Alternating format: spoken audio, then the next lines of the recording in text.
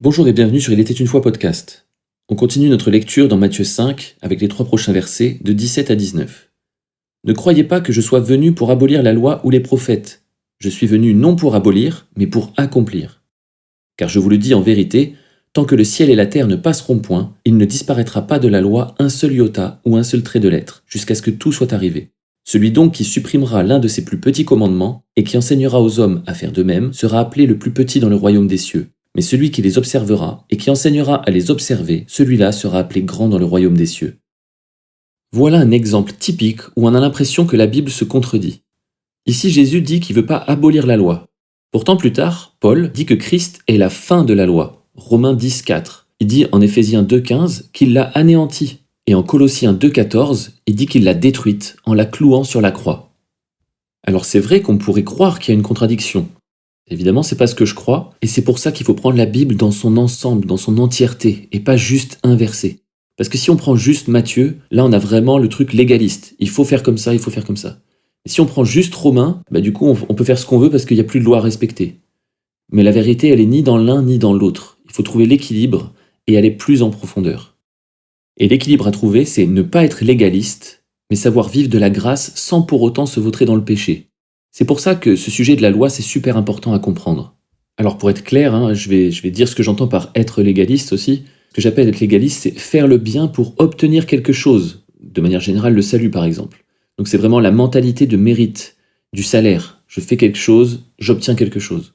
Alors définissons maintenant un peu ce qu'on entend par abolir et accomplir. Abolir, c'est vraiment détruire, anéantir, ne plus avoir besoin.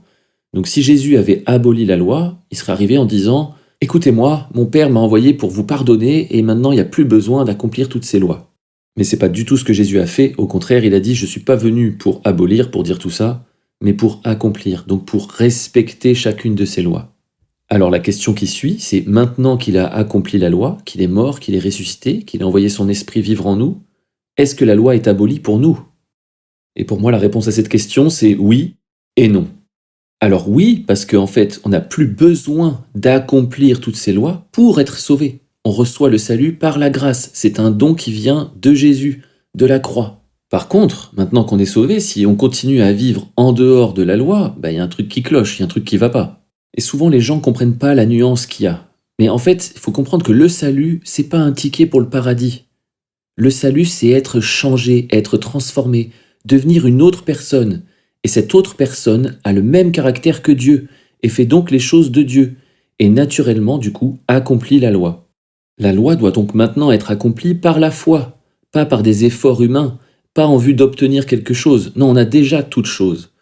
Mais par la foi, je comprends que je suis une nouvelle personne, et je cherche à développer, à croître dans cette nouvelle identité, cette nouvelle création que je suis. Et naturellement, la loi va être accomplie. Donc Jésus n'est pas venu abolir la loi, et elle ne sera jamais complètement abolie. Il est venu pour accomplir la loi, afin qu'on n'ait pas besoin de le faire pour hériter de la vie éternelle. C'est donc la fin de la performance pour nous, d'où l'abolition dont Paul parle. Mais il a envoyé son esprit pour qu'à notre tour, nous l'accomplissions par la foi, pas pour obtenir la vie éternelle, mais pour porter et manifester la vie éternelle.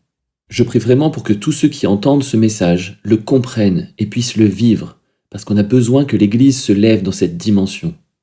En attendant, je vous dis à bientôt sur Il était une fois podcast.